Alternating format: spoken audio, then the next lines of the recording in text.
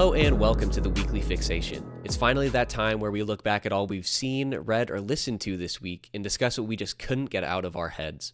This week I was fixated on journeys and voyages, the journey of one man to become a true samurai and a voyage into the great unknown. I'm Brennan for the New Wave Nerds. Let's get into the show.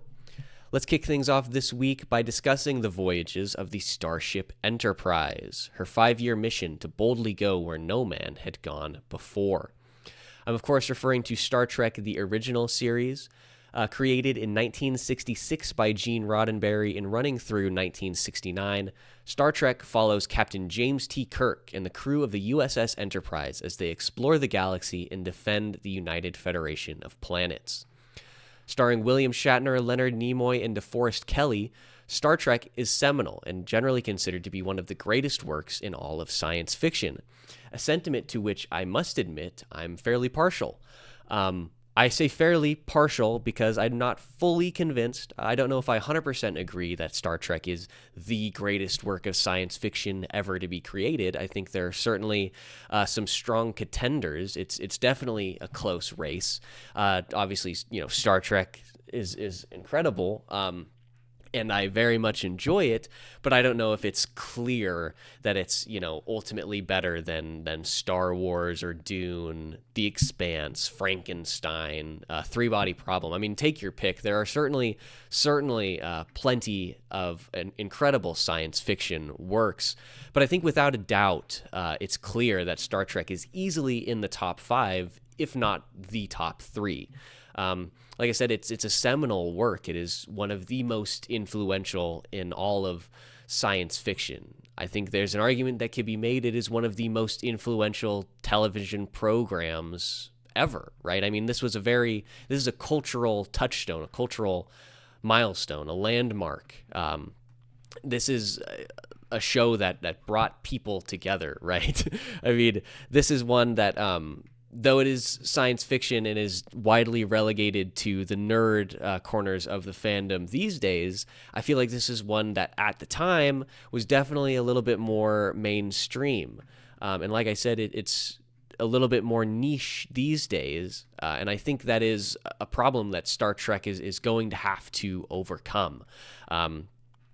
From what I've heard, the ongoing series that they have at Paramount Plus are fairly good. I think right now they have Discovery and Strange New World. Strange New World actually follows the marvelous misadventures of Captain Christopher Pike, who was the captain of the Enterprise prior to James Kirk. And I know that those are fairly good. Picard, obviously, I think ended.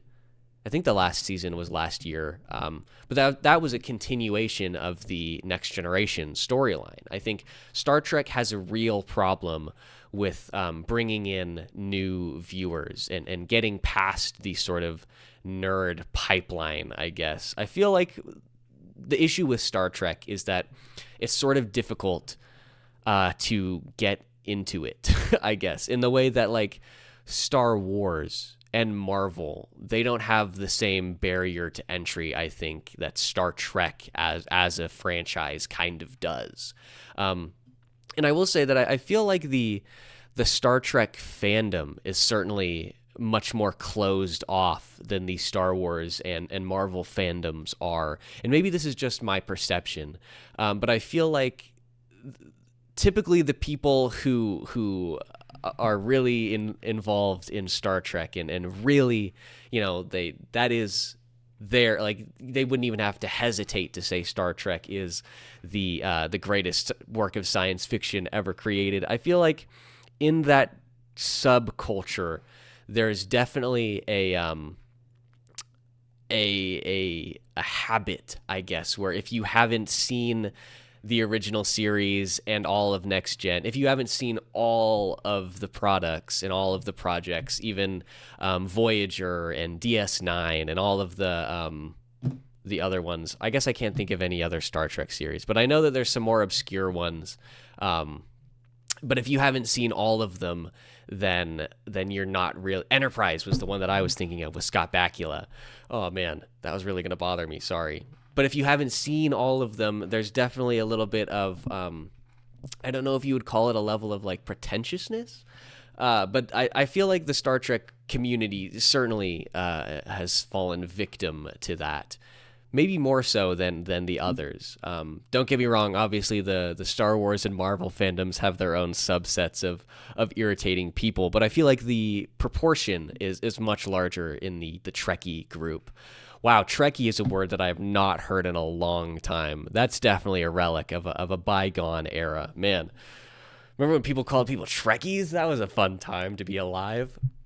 But anyways, we're talking about Star Trek today because I've recently started my rewatch of I would say the franchise, but I've really only seen the original series and the original crew movies. I haven't really seen any of Next Gen or the Next Gen movies or any of the new stuff. So I've started my rewatch of the original series with the hope that I will continue to move forward through the franchise. But considering that I have to get through 10 seasons of Next Gen to get there, I make no promises as to when or even if that will happen before I die. But I've started my rewatch, and so it's top of mind lately. And honestly, the reason that I started my rewatch is a little peculiar. I've been talking to my dad about wanting to get back into the Star Trek universe for I feel like a couple months now. But the thing that pushed me over the edge was Shade, of all people, who had never seen any Star Trek stuff. At one point when he was here had said, I think I kind of want to watch it for whatever reason. And so we watched Star Trek II, Wrath of Khan. Obviously the greatest Star Trek film, that is. I mean, look, don't get me wrong, Voyage Home is great, but I don't think, how can you say Voyage Home is better than Wrath of Khan? I mean, I don't, but whatever, not the point, not the point of what we're talking about here. But we watched Wrath of Khan, and that got me in the mood to go back and revisit. And so now I'm watching, and I'm maybe 2/3 of the way through season 1. And man, it is absolutely incredible. It's so fun and enjoyable, and it's the crew is so, it feels so human, and I feel so invested, I guess, in all of the characters. The performance by all the actors in conjunction with like the written dialogue and the personality choices, and each character has their own individual tics. All of these things combine to make the Enterprise feel like a sort of a living, breathing society, I guess, in a way that I don't think a lot of ensemble casts really do. It feels like there's history there between the crew. It feels like when they talk, there is years and years and years of personal experiences that combined and aggregated to bring this response forward, right? It feels like there is camaraderie between the crew members, between all of them, not just, the big three, the main members, not just between Kirk, McCoy, and Spock, but between, Kirk and the random transporter crewmen, Kirk and Spock between the helmsman, or no, not the helmsman Sulu, the navigator, who in season 1 is just a revolving role, whom which they fill with whomever they please, until season 2 rolls around, when they finally bring in Chekhov to play the recurring character, who Chekhov I miss. You definitely do miss him in the first season. You definitely miss his fun little anecdotes and his constant quips of making saying Russia has the best music and stuff like that. It's all very fun. Like I say, they all feel like people, I guess, in the way that, and maybe this is just biased because of some poor projects that I've seen lately, but I feel like most of the ensemble stuff of the modern day, it doesn't go about trying to make all of the characters feel like people. it normally makes, or they normally choose to make like one or two characters feel like people, and everybody else is moderately one-sided. But even like the more one-sided characters of this cast, like Uhura and Sulu, they're fairly one-sided, right? They're not exactly the most dynamic people, the most dynamic characters. They don't exactly do the most. But even so, even with them, like with the dialogue choices and the writing, even though that they're not nearly as involved as Kirk, McCoy, or Spock, it still feels like they are people. And so I feel like that's one of the reasons that Star Trek really stands out.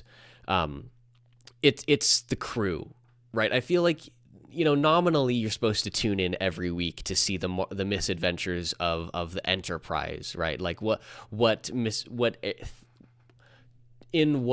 the Enterprise mixed up this week, But really the draw of the show isn't what issue is the Enterprise involved in. It's how is the crew of the Enterprise going to manage to finagle their way out of this, right? You don't necessarily watch for the story. You don't necessarily watch for the story conflict, I guess. You watch for how is the crew going to manage this. At least that's why I watch the show, because frankly, you can definitely tell that this series was built prior to the era of binge watching television shows. I mean, honestly, a lot of the basic outline for many of these episodes is moderately similar, right? There's not too much originality in the problems and how the problems that are posed to the Enterprise.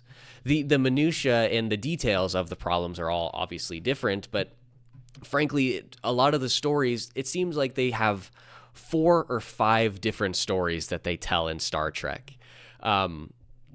But even so, even despite the fact that some of the stories may be repetitive, you still want to tune in every week because despite that, or maybe even, I don't know, no, in spite of that, the characters are what draw you in. You want to hear the quips between McCoy and Spock. You want to see Kirk, work his charm on some. I don't really know any of the Star Trek alien species, unfortunately. I feel so uneducated in the lore of the Star Trek universe. I want to say there's like a line where they talk about Gamorrean slave girls, but I don't know if Gamorrean is the proper like race or species or whatever. But I don't know. That's not the point. You want to see Captain Kirk like work his charm, and you want to see how are they going to interact and intermingle? Like, what is the relationship going to be in this episode? How is Spock going to balance his half-human, his Vulcan and human halves? That's why you come watch the show. But further than that, the reason I suppose that I mostly wanted to talk about it is because nothing I'm really saying here is new, right? There's no descriptor. There's no way that I could describe Star Trek. There's no review that I could give that would be really any different from what has been percolating the zeitgeist for 60 years now, right? Wow, 60 years is still crazy. There's nothing. I'm not giving a new perspective here. The main reason that I wanted to talk about it is because of that, right? Is because I'm not giving a new perspective here. I'm not saying anything groundbreaking or ground-shattering. I'm saying Star Trek is awesome, and I think that you should watch it.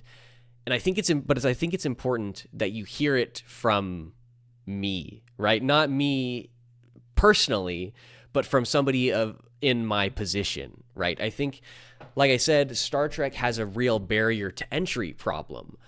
Insofar as it's, like I said, it's a little bit difficult to get past the fact that it's 60 years old and some of the effects aren't exactly up to scratch for modern eyes, right? Or whatever. The reason I think it's important to hear it from me is because I think we need more young people to experience like this sci-fi. Because frankly, Star Trek, even though that they've continued to make shows and movies and stuff, it's not in the conversation really at all. You know, this new generation of nerds, this new wave of nerds, this new group, they're unfamiliar with sci-fi of old, right? They don't understand. They don't know just how good this is. And I think it's important. Like I said, this is a seminal work, and so it's influenced so much. And so I think it's important to try and keep it in the conversation, to try and introduce the series to more and more young people so that it can be experienced and absorbed by them. And so they understand like the impact that this has, right? Because like I said, this is an important show. Not just to nerd culture in general, but to our broader culture. I mean, there were a lot of television firsts that were broached on Star Trek sets, and so I think it's an important show to watch. And I think even so, it still holds up, right? Like I said, it's 60 years old. The effects aren't that great. But even so, I still, like, every time the transporter like powers on, I'm like, oh god, they're doing the thing, you know, like this is it still has that effect. And I want more and more people. So here's my fear, is that the only reason that I even really knew Star Trek existed is because of my dad, right? Because of my dad, and him because of his dad, right? There's like a generational thing here. Star Trek has been around again for 60 years. And I think the issue is that really sort of stops like with my father's generation, right? Like he's of the age where Next Gen, like he would have watched Next Gen as he was growing up, like as he was becoming a young man, right? But so he was exposed to it, and because of that, you know, he gets this viewpoint into the original series, and through him, I become aware of this franchise and this universe, right? But there is no definitive like Star Trek of my generation. There is no series in this universe. There is no movie in this universe that has been incredible, such to the point that it's not ongoing long enough, and it's there's just nothing there. There's oh man, I really lost the point of what I was trying to say. But the gist of it is my point is that my fear is that as my father's generation, you know, ages out, there's going to be nothing to show the newer generation Star Trek, the old Star Trek, right? There's going to be nothing to show them like, this is where the beginning of like all these sci-fi things that you enjoy, like this is where this is from. And I feel like if you walked up on the street and asked a random kid, you know, have you heard of Star Trek? I think most people would say no. In the way that I want Star Trek to rise to the level of mainstream.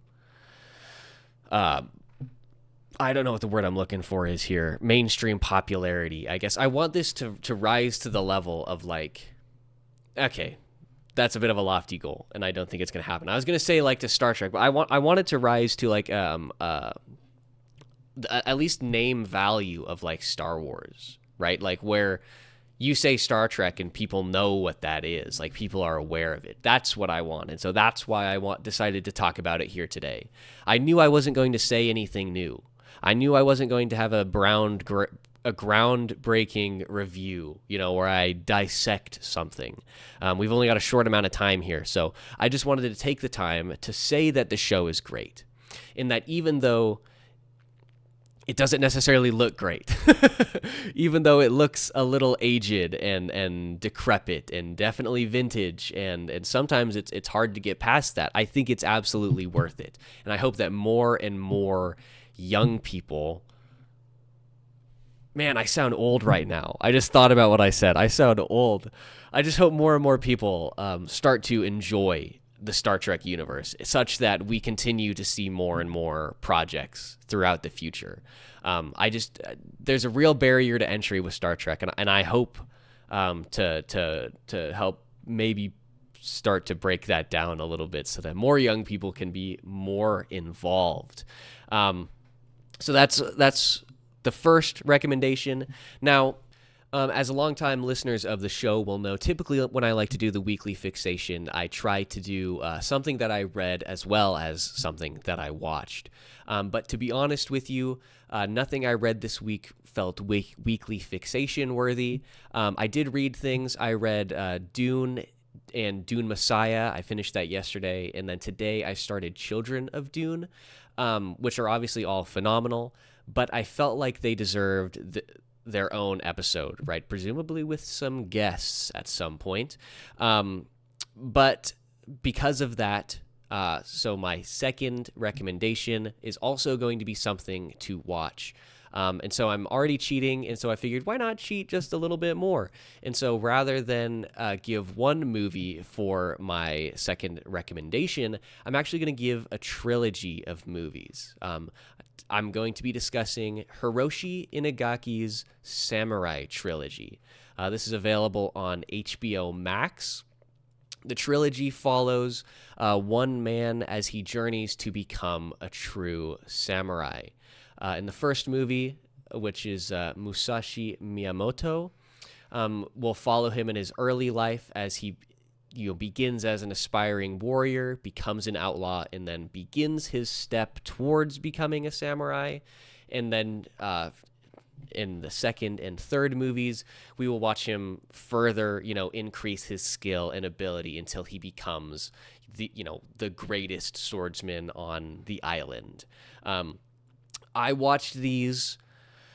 I think I watched the first one for the first time maybe 4 months ago. I think it was roughly right when I moved, or when I left Omaha is when I first watched it. And I thought it was all right.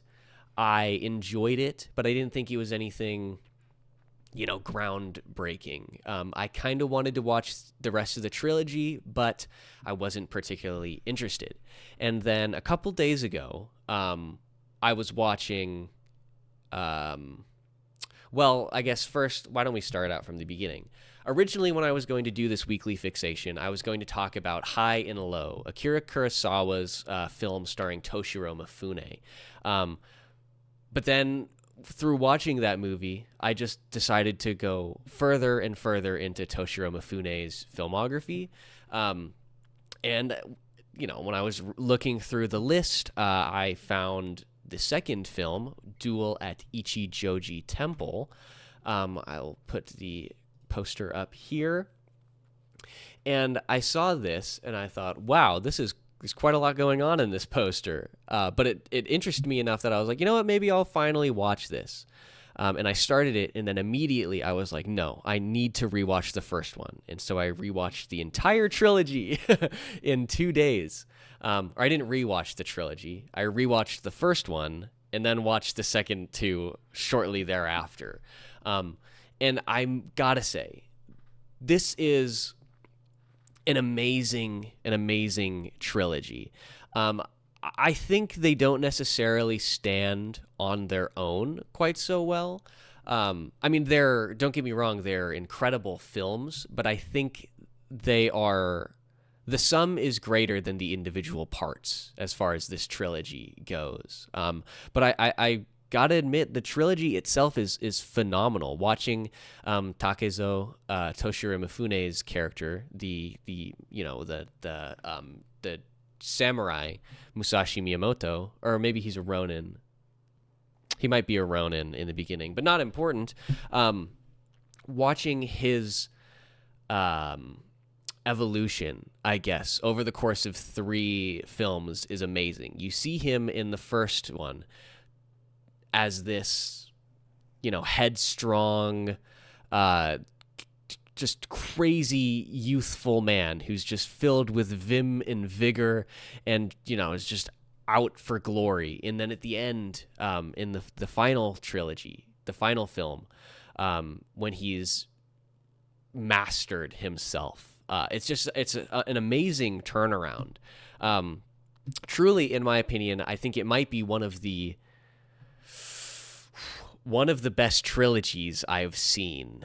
Honestly, I think it's certainly up there. Obviously, it's nowhere near, don't get me wrong, it's nowhere near as good as, like, Lord of the Rings. Like, the Lord of the Rings trilogy is, in my opinion, the perfect trilogy, and I don't know if anything will ever top it for me. As far as trilogies go, a story separated into 3 parts, nothing beats the Lord of the Rings. But this comes, I don't know, very close, but it certainly comes close. I mean, it's amazing the way that these stories are woven throughout these 3 movies. I mean, the main characters in the first film are pretty much the main characters of the last film, and you watch everybody grow and change in the way that their interactions play out is all very well done. I want to specifically take a look at the cast list of this movie because it's truly incredible. Obviously, Toshiro Mifune, I've talked about him before. He plays the main character. Born Takezo, who becomes Musashi Miyamoto. Absolutely tremendous. I was reading through his biography, and I guess he's one of the most famous Japanese actors of all time. He actually fought in World War II on the side of the Japanese, so slightly awkward, but an incredible actor, I gotta admit. We have Mariko Okada, who plays Akemi, who is one of the love interests throughout the trilogy. Akemi's character is so weird. I think, honestly, if I had to pick a weak point from the trilogy, it is this character here. She's so all over the place, and maybe that's the point. Like, maybe I'm missing out on something, but it feels like there's no unifying factor when it comes to her actions and her dialogue and stuff and her reasoning. Like I said, maybe that's the point of the character, and maybe, I don't know, maybe it's supposed to say something about Musashi, about Takezo. Maybe I'm missing something there. But yeah, she just feels weird, I guess, in all 3 of the movies. But the performance by Okada is very well done. I mean, whatever they're going for, she does it very well. We have Rentaro Mikuni plays Honiden Matahachi, who is Takezo's, I believe, like, best friend. I mean, they never explicitly say, but that's, presumably what we're supposed to assume. His individual story is man, I don't see. Here's the thing: is that I really want to talk about it, but I sort of feel like you should go and experience it yourself. But his character in opposition to Musashi and their individual, like, lines of growth, I guess. I don't know. There's a word. Their individual story arcs and development, the way that they are in opposition is really fascinating to me. And then we have Kaoru Yachigusa playing Otsu, the other love interest in this trilogy. Otsu is such a sweetheart. She's such a sweetheart. She's, every time anything happened to her, I was like, oh man, she deserves the best, she was just great. And so I attribute that in large part to Yachigusa's performance, but also the writing for the character in and of itself.